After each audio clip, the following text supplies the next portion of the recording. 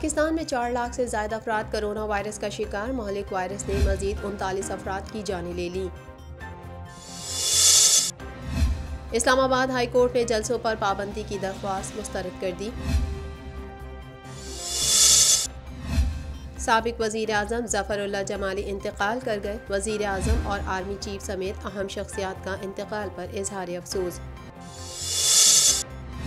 New Karachi में इमारत गिरने से एक बच्चा जाँ बहक, 6 जख्मी।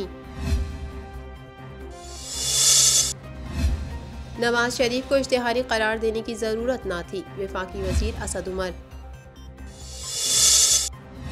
लाहौर हाई कोर्ट का फसलों की बाक़ियात जलाने पर 50,000 रुपये जुर्माना आयद करने का हुक्म। PDM का 13 दिसंबर का जलसा हर हाल में होगा, राना सनाउल्लाह।